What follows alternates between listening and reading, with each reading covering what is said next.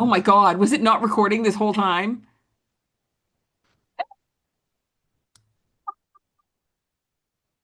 No, I'm about to lose it. We're gonna have to redo this whole thing. Something that's, kind of bitchy. Pretty bitchy. Bitchy? I know. It's just, bitchy. Well, first of all, you're a little bitchy. That's next level bitchy. Are you going to tell the Now people what happened, or am I? I'm gonna do it. So guys, we recorded this. We thought we recorded it the first time. Turns out I shouldn't be allowed to be the one responsible for the recording because I didn't apparently start the recording button. So we're doing this for the second time. Um, I you won't know the differences because obviously you can't know the differences, but It it'll may be be a interesting. little bit more unhinged now, though, It might be now that now that because we're we're just like, just oh wow. done. All right, everybody. So we recorded this episode once already, but now you're getting take two, so we'll see how this goes. Maybe better, might be worse. You'll have no way of knowing. So today we are doing something a little different. I am not going to be doing all the talking today, though if judging by the previous version of this that we thought we recorded, I'll do plenty of talking. I can't be shut up. Nobody can stop me. But today I brought on one of my favorite human beings in the entire world, my sister, and we're going to be talking about the history of well, women in STEM, but specifically one woman in STEM. So yeah, let's do this again for the second time. I'll let my sister introduce herself and what we're talking about today. So. Okay, well, hi again, which you don't know, but I do. I'm Alexandria, and I am a historian on the history of STEM, and I am a middle school teacher. I teach both history and astronomy, and I write for this age group, both in curriculum and just nonfiction, writing for different types of like magazines and online things. I love incorporating the history of STEM, particularly women's contributions to astronomy, in my work. So because of that, I have several hyperfixations on women in STEM, and one of which is Mariah Mitchell. And I begged Meredith to let me come on. She had to twist my arm so hard because I was why would I prepared want to to. have? I Yeah, was yeah. prepared to twist your arm. I didn't have to, but I had like a PowerPoint ready just in You were case. like, I can prove the justification for why we need to do this. And then I was like, ooh, you want to talk about a female STEM figure in history? Yeah, let's do this. And you were just like, damn, I didn't even have to use I the, know. the I was so PowerPoint. ready. That's You what I can get send me for the being PowerPoint. prepared, is I never get to actually use it. And then when I'm not prepared, I need it. I know she's the only person who keeps anything going, like any projects going, because she just makes spreadsheets for me to make sure everything gets done.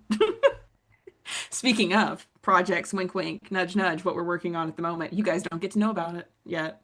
Yeah. Maybe soon. Eventually. But yeah, so so we're working talking about Mariah Mitchell today. Yes. It was obviously a huge figure in the history of STEM for women, history of STEM in general.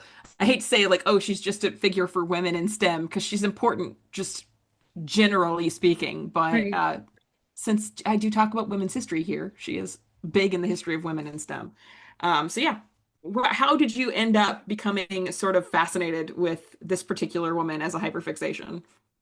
So my thesis was on primarily the astrolabe, which is this amazing, really the first kind of handheld analog computer, um, primarily using the celestial sphere and celestial navigation. And through that, I studied a woman named Hypatia of Alexandria from the 5th century CE, and how she really just embodied women in astronomy, Mhm. and then kind of followed that line. 'Cause she, not just her, but she's one that we most know of, starts paving this way for women in astronomy. And I just kept following those threads, which led me to Mariah Mitchell. And I just instantly resonated with her. And I think a lot of women do or will, because she achieved a lot, obviously, but she was a woman who wasn't afraid to take up space and wear many hats. And her resume boasts things like astronomer and naturalist and writer and educator and activist. And she wasn't afraid to embody all of those multitudes equally.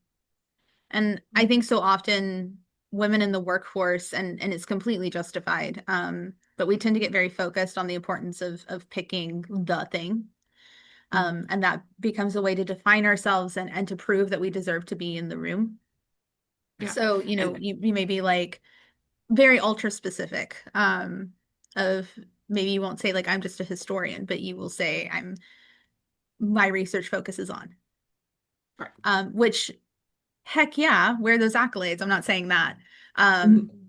But just the fact that I feel like so often, especially for me, I feel guilty if I have my hands in too many things. Right. Yeah, and which is it is really difficult sometimes. So I'm right now working in an interdisciplinary department where like that is the title of our department is the Interdisciplinary Institute of the Humanities, which is like super confusing for people. They're like, we don't know what that means. What do you do? And it's like if a man introduced themselves saying they're working in that, I don't think they would get the same pushback where it's like, oh yeah, I study things and I study how all this stuff is interconnected and amazing. But when a woman does it, they're like, yeah, but what do you study? And it drives you a little crazy. It's hard to it's hard to define what you study. And you shouldn't have to. Like I study how the world is connected. That's what I do. Which sounds vague, but it's really not. So yeah, I like that. I like that she did all of these different things and was all of these things at once, or at least in one lifetime, which is nice. So Yes, and she was proud of it and wasn't afraid to give herself those titles, which she deserved. And I think, we put these limitations on ourselves, whether that's personal or societal, it's both. But it's just simply not true. Like we can contain multitudes if we wish. yeah. Now that to say like you don't have to collect titles, to Yeah. be worthy. But it's more of the sense that our possibilities as humans are endless. Yeah, you can be more than one thing at once. Yeah, we can walk and chew bubblegum at the same time. Exactly. Not everyone can, so it's a skill. It's a skill It is a set. skill. Yeah. Put that on your Yeah. resume. Put that on your LinkedIn. I can walk and chew bubblegum at the same time. Put that on a t-shirt. Yeah. But yeah, so we were talking, and when we previously recorded this, we were talking a lot about her upbringing, to start with, which I think is really interesting for people who have been listening to the podcast prior to this, because I have talked a lot about Quakerism, and the ideas of the Quaker society in the 1600s, the 1700s in America, and so she is a person who is born into a Quaker family in the 19th century. And that shapes a lot of what she does through her life, right? Yeah, exactly. There's this cultural acceptance within the Quaker society of equality in education. Mhm. And beyond that, her parents really walked the walk of what they believed, as most Quakers did. Yeah. But her father really takes her under his wing, and trains her in this very mathematical, and academic mind, and Mhm. and educates her the same way that he would have educated any of his sons. Um, so because of that, at age 14, I mean, this is 1830s, Mhm. she was being trusted to rotate chronometers for whaling ships. Mhm. So a chronometer was invented in the 18th century, when sailors were having trouble calculating longitude. And that can be just absolutely disastrous. And it's this highly precise timepiece, that's really vital for calculating a ship's position using celestial navigation and GMT together. So trusting a 14-year-old girl to ensure its accuracy it's no small thing. Yeah, trusting a 14-year-old to get dressed in the morning is no small thing sometimes. So certainly trusting her with the entirety of like the safety of a group of people trying to cross the ocean or trying to navigate the ocean is it's wild. I God bless them for giving her that opportunity. She clearly knew how to do it, so it wasn't a bad idea, but not many people would probably give a 14-year-old that chance, regardless of male or female at this point. Exactly. And when you think of it in terms of whaling ships, I mean, this isn't just the sailors' lives. that are depending this entire family livelihoods Yeah. that would have depended on her to get this right. Mhm. So it's no small matter, and she obviously does it well. Mhm. Um, and it's incredibly evident that she's just her mathematical mind is otherworldly. It's impressive.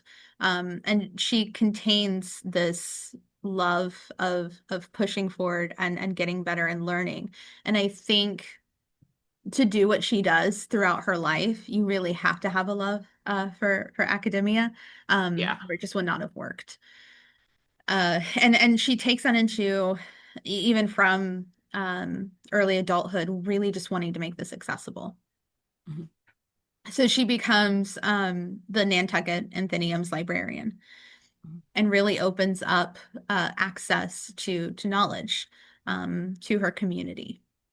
And I think that that's such a beautiful thing that one of her first jobs is this access to education, and we'll see that string, throughout her life. Yeah, she wasn't just interested in the science or the math, she obviously was, but so much of her life is dedicated to access and making other people have that ability to have that same educational ability. And I mean, quite frankly, sometimes academics are way too obsessed with like keeping control of those things because it makes them feel special. Yeah. It's that, we're not going to share this knowledge. We want it paywalled. We want it kind of a little bit more um, distanced from the public because it makes it feel special or makes my job feel special. And I don't get that, but I know that there are some academics who feel that way. There's So, also this like huge distrust in community minds mhm. of, well, they wouldn't be able to understand it, so we shouldn't give them access to it. It's like, well, of course Instead they're of not going to understand it if they don't have access and you don't explain it to them. I don't the know. cycle, the Venn Yeah. diagram is a circle. But yeah, so she from a very early start in her career is really laying this foundation of how she feels about the equality of education, um, holistically. And then from there, she ends up working with her father for the U.S. Coast Survey, and Mhm. she's widely considered the first woman employed by the U.S. government. Wow. And this was, They didn't do that often. no, and then this is the first woman within like an academic salaried position. Mhm. Um, so her job was to calculate astronomical tables for celestial navigation. So she's still working within that navigation area. And she studied primarily Venus, which I think is so cool. Yes. And it's serendipitous in a way because I mean Venus is obviously in ancient mythology holds feminine power. Mhm. But scientifically it's our third brightest celestial object in the night sky. Mhm. And because of that, it holds very predictable patterns of motion and it makes it consistently reliable for navigation. Yeah. I'm going to take the chance to make the same joke I made in the first version of this recording, which is that I find it awesome that Venus, the feminine celestial body, is the one that's good at helping us navigate since men can't ask for directions. It's just it's I don't know. It's a very stereotypical joke, but it's not wrong. It's one that has to be made. I mean, everyone has to be thinking of it. Yeah, it You has to just be. It have has to it, be. it would be a missed opportunity. Yeah. And I always, when I was saying about Venus having the feminine like attributes to it, it always makes me think of that book that came out like in, I don't know, it was famous in like the 80s or 90s, Men Are From Mars, Women Are From Oh, Venus. Right. It's just that whole thing goes together, I think, which is hilarious. it really But does. yes, Venus gets its very much is connected to the feminine body and the ideas of what womanhood is. So yeah, I think it's very fitting that that's what she was navigating with. It's dependable, it's reliable, it's consistent. Can You keep can use it time. for navigation. Yeah. You can calculate the altitude above the horizon with it, and from there you can get a ship's latitude. Mhm. Its predictable pattern of motion, it makes it a fantastic timekeeper. Do with that what you will. Yeah. And it also it helped understand a ship's lunar distance.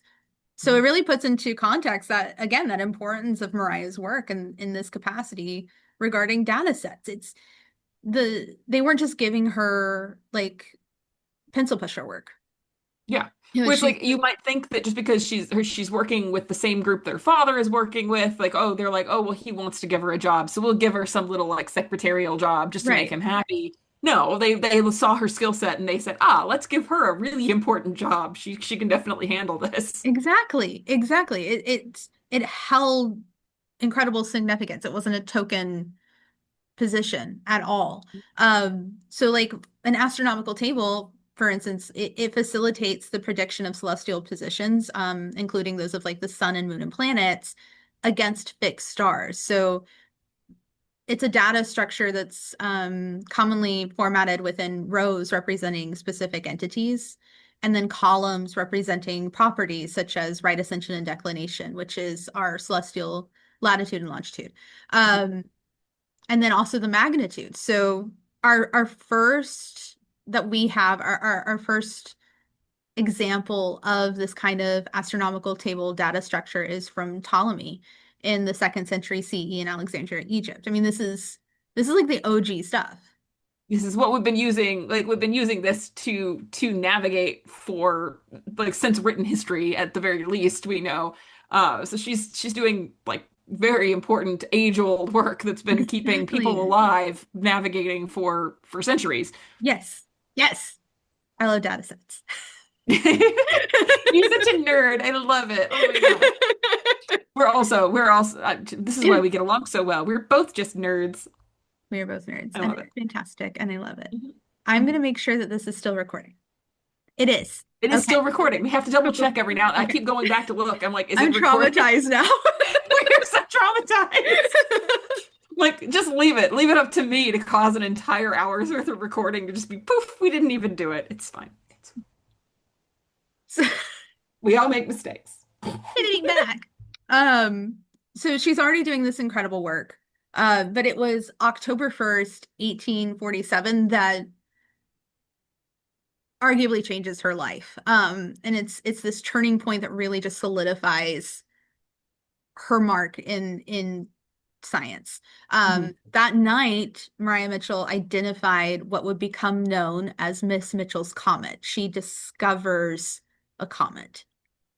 I love that. I want to have something named after me, but I don't know. I don't think it'll be anything as impressive as a comet. So, And I feel like we've all seen pictures of a comet. Mhm. So we're like, oh, that's cool. But the significance of it, especially, um, the fact that she's doing this before photographic astronomy is becoming standard. It did exist, but like before it was standard, it's detecting a new comet. I mean, that required extensive familiarity with the celestial sphere and the ability to discern like extremely subtle deviations from known star fields. I mean, this is exactly what she's doing um, when she's focusing on Venus with those data sets. So yeah, she she's was gonna already learn. equipped to do this. And then can I tell you what a comet is? Yes, please share it again. I love it. Okay. So I actually do love. I love this. How excited you get about this. So please do it again. comets are so cool. Okay. Yes, they look cool, but the way that they are formed is it's mind-blowing. Okay, so a comet is composed primarily of volatile ices like water, and then frozen gases of carbon dioxide and methane and ammonia, and that is mixed with dust and rocky material. And in its dormant state, far from the sun, a comet is essentially a frozen nucleus, typically only just like a few miles across. Mhm. But it's this, in its highly elliptical orbit, will bring it inward towards the sun. And then when that happens, something super cool happens.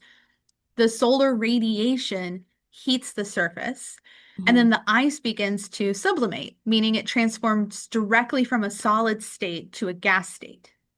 Okay. And that releases dust, forming a surrounding cloud. And we call this the coma. So that ionization of gases and then the pressure of the solar wind produce one or more tails. That like very distinctive tail that we see coming off a comet. Mhm. And that tail, this is the part that really blows my mind. It will always stream away from the sun regardless what the comet's direction is. Mhm. I think And that's really, really cool. Yeah, I think that's it's so cool really because cool. it's a different like before you told me this, but I always thought of meteors and comets as kind of the same, like the same concept. And of Hmm. course, but a meteor, it's like burnt, like it's the tail of a meteor is a very different thing than what we're seeing with the tail of a comet. Because the tail of a meteor just follows which direction the meteor is going, right? Like when you're kind of seeing that. And so it's a different thing entirely. And I had no idea that comets and meteors were that different. So They're I've learned not so even much, remotely the same thing. completely Not different body. even, not I'm even not a little bit. I'm not the science one in We'll the talk family. about I'm meteors sorry. in another episode We'll do that a because different time. Yes. not the same thing. They're not even cousins. Not even cousins. But I love Nope. that for you. Um, yeah, so I'm not the science one, okay? No one said I was the science one. So I've learned something today about this.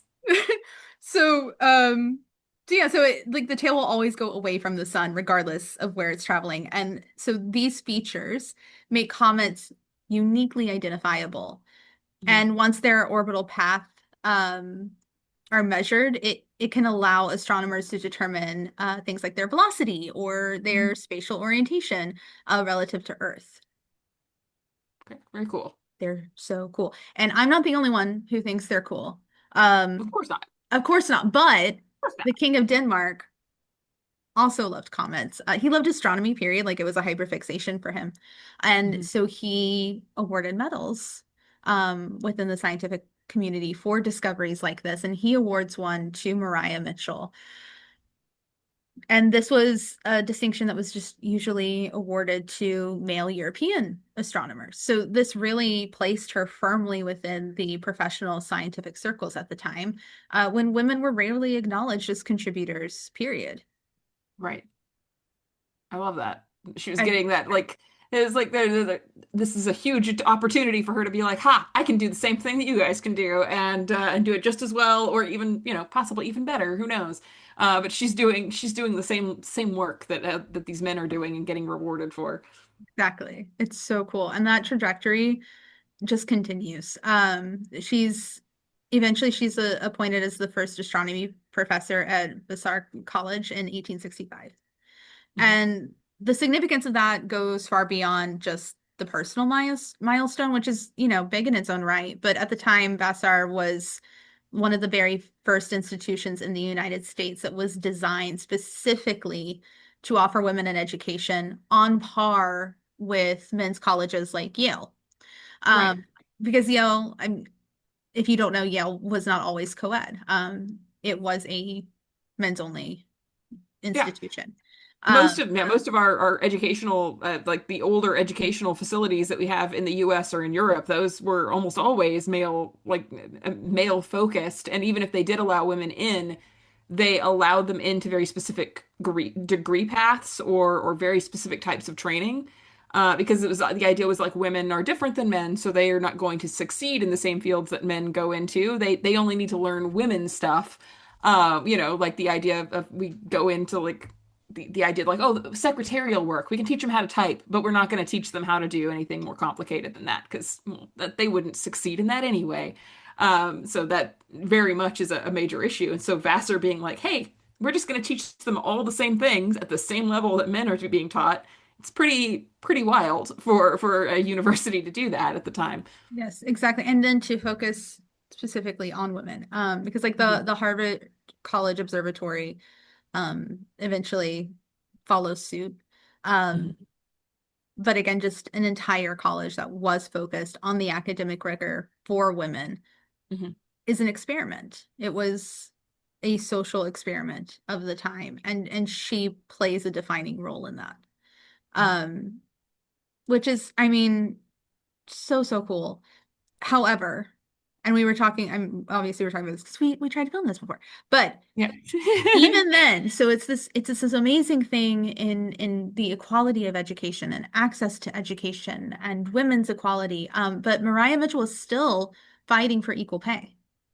It's wild. It is an incredibly wild thing. And when I was reading your notes, it blew my mind that you have a organization, a university specifically structured around the idea that women should have equal access to education, equity, and equality for women, and they're still paying the male professors more. And I like I said before, I'm going to have a whole episode on the issue of women's pay gap and how that's accumulated as a norm in society over time. So I'm sure I'll be revisiting this issue in that episode. But it is something that is just it's so ingrained in our society that even a university at this level that is specifically created for the equality of women was like, oh yeah, we won't pay the women as much. That's just normal. That's just the way society is. And yeah, it drives me insane, but it's very baked into our culture. Yeah, it's so systemic. But like, yeah, it's wild to think of that. Is that this was supposed to be this incredible experiment, and we're still dealing with these very deep rooted systemic issues. Um, but it existed as a liberal arts college, which means that it was complete with laboratories and observatories and rigorous mathematics and philosophy, and science was included. And it's the farthest thing from a finishing school in these terms, which was what women's colleges were, for the most part, all the way through, into like the 1950s. Yeah. And this meant that Mitchell wasn't simply stepping into just a new role. Um, Under her leadership at the Vassar Observatory, she became not just a facilitator of a teaching space, but was creating an academically rigorous research environment.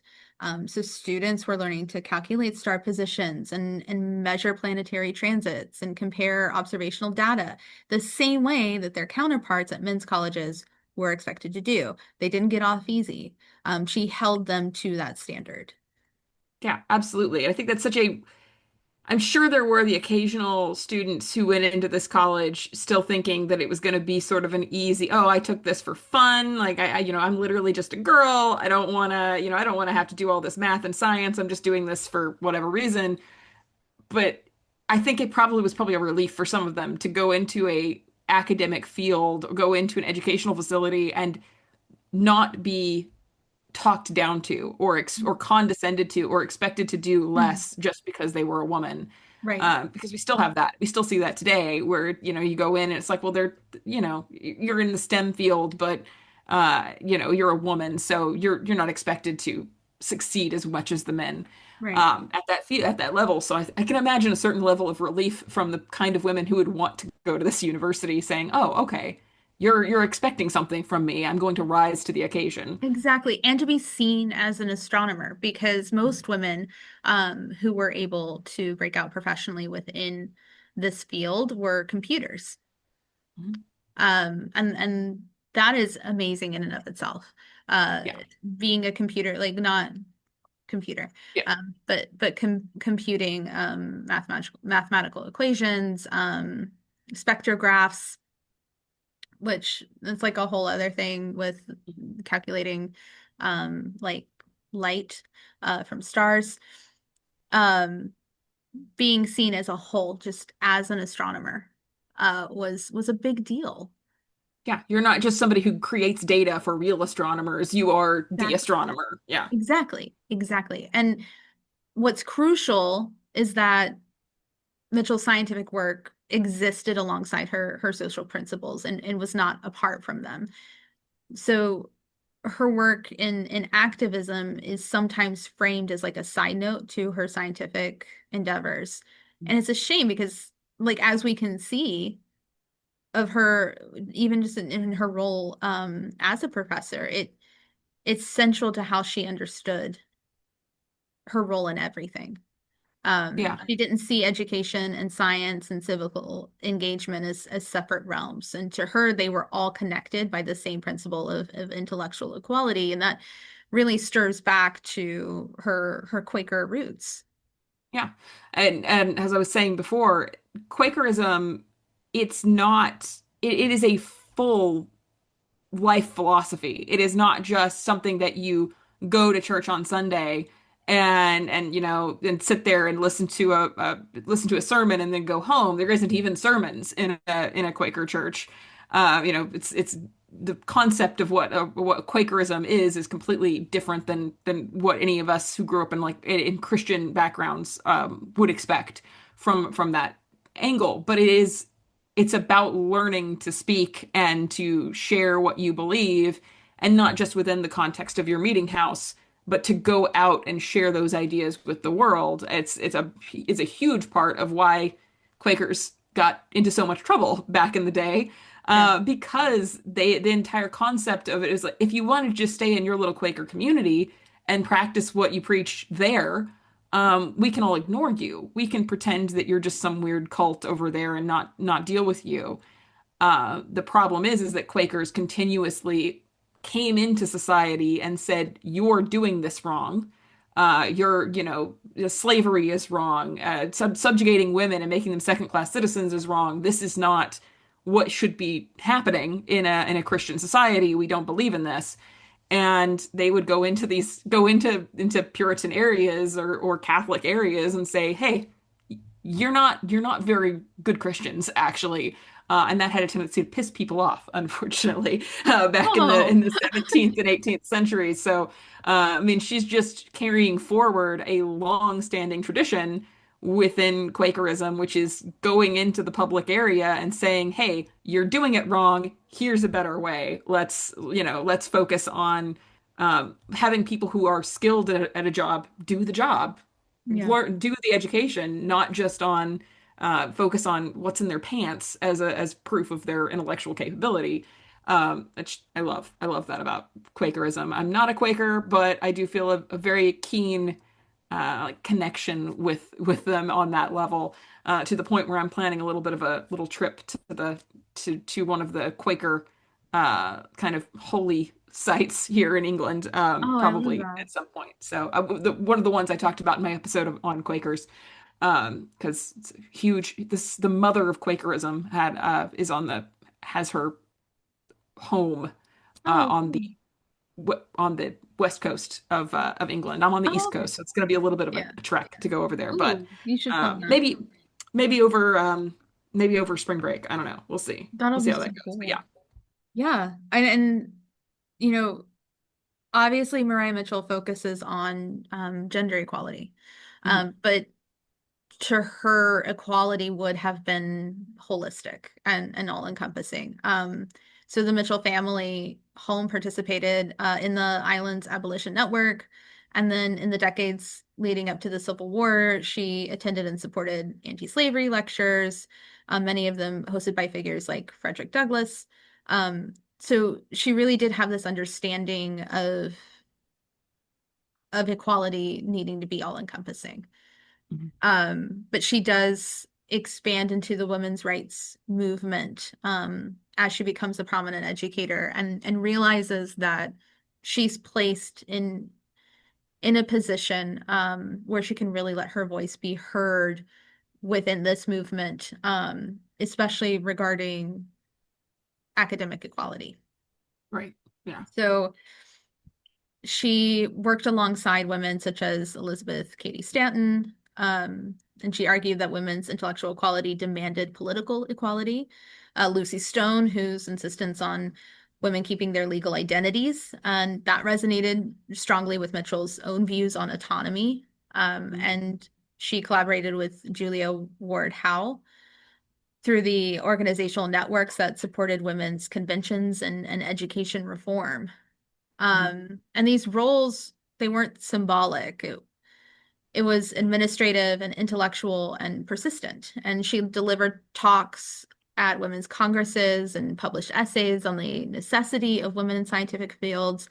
And she worked to create a model for women's professional associations. She Yeah. pushed directly for salary equity, like we talked about, and confronted the board when she discovered that male professors earned more than their comparable work.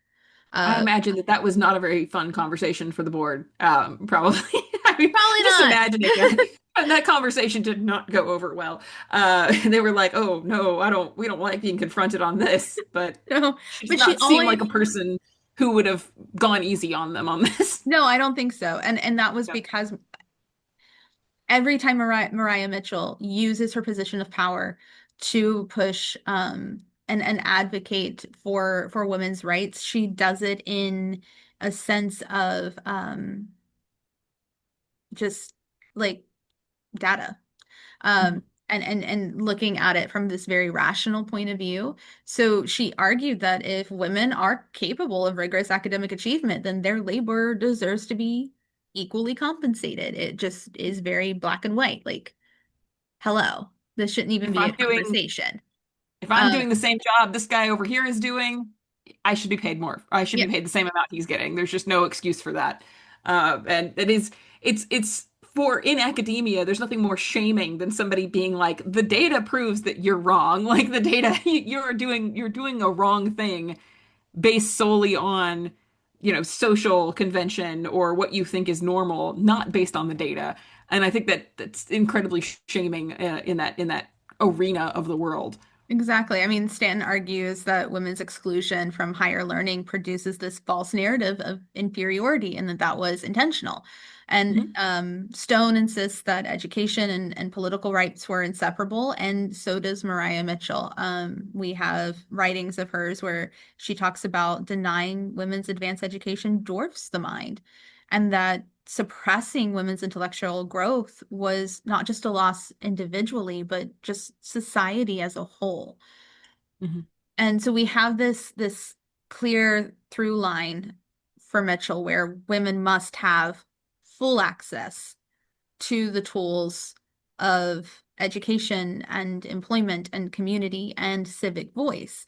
And she understood that the academy can either reinforce inequality or become a site of resistance against it, and she chooses the latter, Right. specifically for her and her observatory, and she surrounds herself with those women who are doing the same and Yeah. models that for her students as well.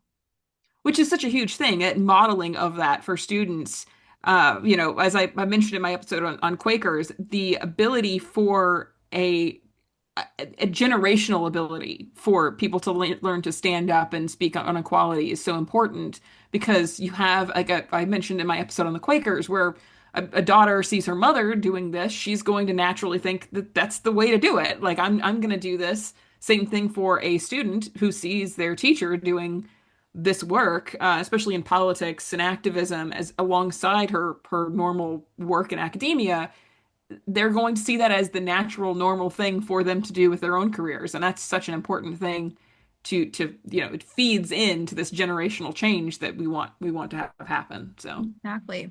And then Maria Mitchell takes it a step further and becomes a founding member of an organization called the Association for the Advancement of Women. mhm.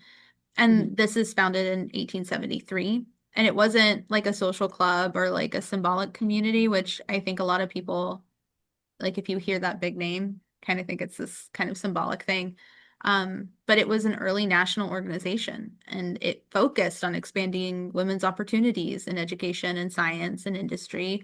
But they did it again through this rational way. And emotions and activism they have their place. Yeah. And there is an importance and there's a role in that. But what this organization really does is put a backbone to that of Mhm. presenting data and research to back that up. Mhm. Yeah, And, it's and much, that, I was saying before, it's very important for that to be a factor because too many people, that's the language they speak. Or at least it's the language they use to justify what they're doing. And it's much harder for them to continue that justification of saying women shouldn't contribute or women don't contribute. So we don't have to emphasize their education or their training or allowing them to work in the public sphere because what's the point, right? right. When you confront them with the data and say, actually, if you can see that women are just as much a contribution to society intellectually as men, it makes it a lot harder to justify keeping women out of these roles, even if like we shouldn't need to justify that everyone should have access to these things, because that's just common sense. Let people have equal access, Mhm. but the data is important for some people. Yeah, exactly. A lot of times, especially in academia, we think in numbers.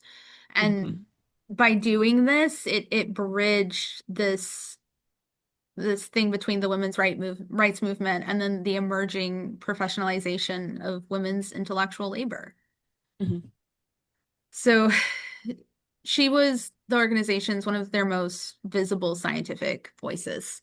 And they would bring her on with leading reformers across disciplines.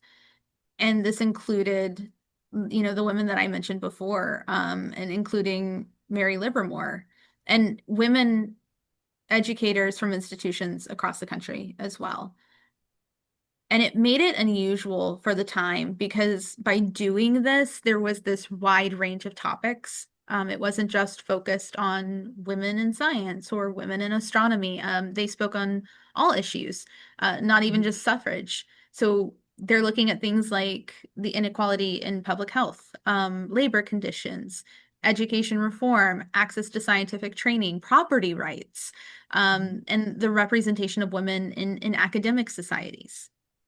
And I think that that's incredibly important because it shows this understanding that it's all interconnected. Yes.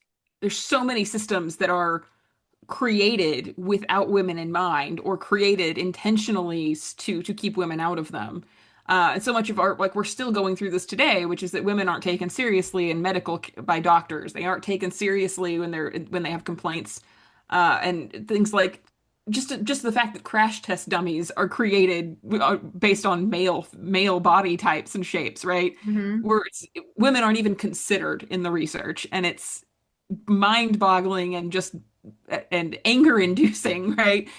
Because it's like, oh, we're just not even going to focus on women's existence in major public issues. Hmm. Because why would we do that? Men are more important. We'll just focus the research around them. Yeah. It enrages me. It enraged these women in Hmm. this time too. And it's ridiculous that this is still something that we're still having to talk about. Um, Right. We're 150 years ish out, and it's like, well, like, really, we're still having to argue about this. exactly. I mean, Mariah Mitchell put it perfectly that when women are diminished from scientific fields, the field is diminished because you're alienating and excluding half the population. Like it's just common sense. Hmm. Um, so she took that and she chaired committees and delivered papers and pushed for the idea that women should be recognized as contributors to astronomy and mathematics, not because it was novel, but just because it was rational, Hmm. just because it made logical sense. Um, and so she centered her talks on the intellectual and economic consequences of restricting women's education, especially in these fields. And she argued that women's scientific participation was not an aspirational concept. It was a practical necessity. So if society benefited from discoveries and innovation and research, which we do, it would just prove to reason that excluding women from those endeavors was a deliberate choice to impoverish knowledge. Yeah. More minds working on an issue is better. Mhm. More people, they're coming at it from different angles, they have different perspectives, different capabilities, and that is going to improve the system overall. Mhm. And it doesn't even have to be that they're working on women's stuff, like that, women's issues. Like obviously my focus is on women's history, but women in any field in history contribute something different Mhm. to looking at an issue, and that's good. We want that Exactly. included and not just a bunch of the same people expounding on the same ideas over and over again. And so it stands to reason that the same thing applies to science. I am no scientist, but I would say It the does. fields cross, It right? does, and the organization proves this. The Hmm. members compiled reports on women in industry, and they would gather statistics on educational access, and then they would take those findings because we talked about how it's important to Hmm. know the language, um, and how a lot of times in like academia we think in numbers. So they would take these reports and these statistics to lawmakers and institutions, and then would distribute them to the public as well. They understood power in this approach. It Hmm. mirrored their scientific method. They're showing, yes, we can think in this way. Don't you dare call us, overly emotional. right? We We understand science, we understand data just as well as you do, and we're maybe going to better. use that data to Yeah. prove our point to where it can't be denied. Which is, the scientific method is observe, measure, analyze, and act. And that Mhm. is exactly what they continued to do. And it represents this activism grounded in evidence, which Maria Mitchell was a huge advocate for. And it just created this environment of shared commitment to intellectual rigor. And they worked to normalize the idea that women belonged, that they just Yeah. simply belonged. Knowledge expands when barriers fall, and access only strengthens inquiry. And it's not even just access to education for women. It's the public having access. So, things like this podcast, creating and taking down those academic barriers and talking about complex topics in a way that is approachable and easy to understand so that people can further ask questions.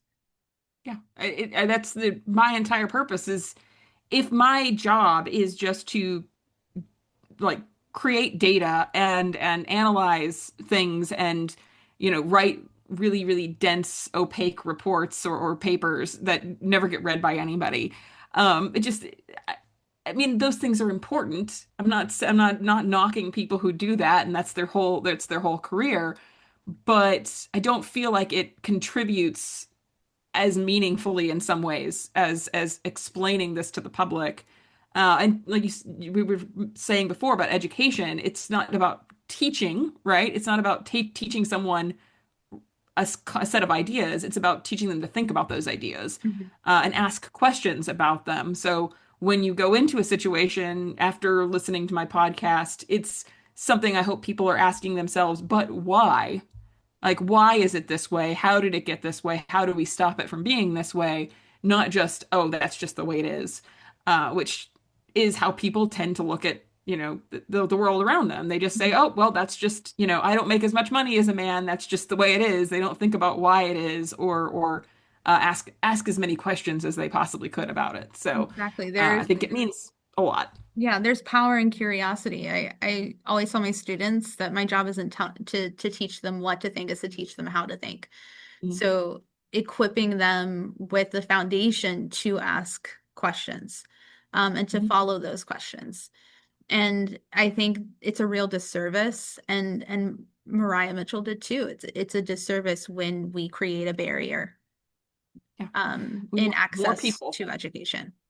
Yeah, we want more people asking questions, not less. Exactly. Which, we're dealing with a lot of people not wanting people to ask questions these days. It's not a popular thing to ask too many questions sometimes. Yeah, you can't separate academia as a whole, but in terms of Mariah Mitchell, she really believed that you couldn't separate your politics from science. It's very interconnected because of the fact that so much of it is about observing data and asking questions.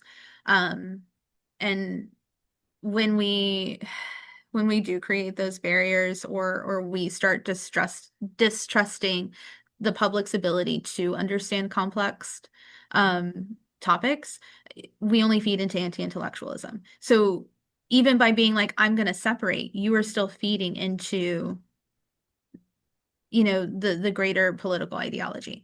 So Yeah, I mean, yeah, that's why I'm obsessed with her. I think Because that's a very good reason to be obsessed with her. she really bridged that. She did. And she didn't, there wasn't this like, I'm this first and then I'm also an activist. It was, no, they have to be one and the same in order for Yeah, it to mean something. And that's incredibly profound for me, and it paved the way for so many women after her.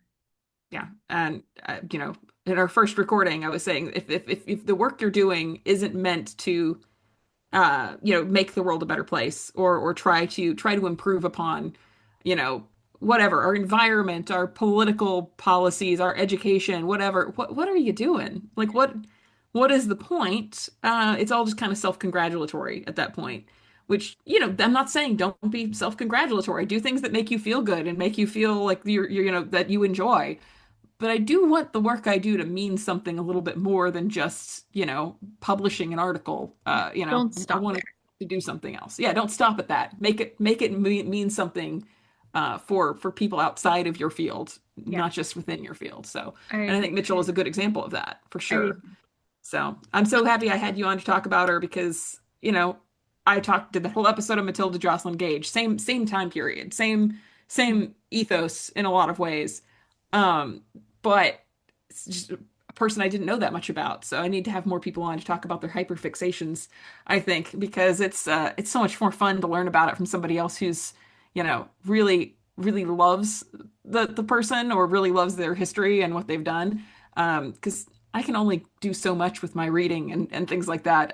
I'm never going to feel as much about a historical figure as somebody who's, really focused on them for a while. So, Yeah, yeah. I agree. Thanks so much for coming on. Thank you for having me, Meredith. History. History. History. History. History. What a bitch, right?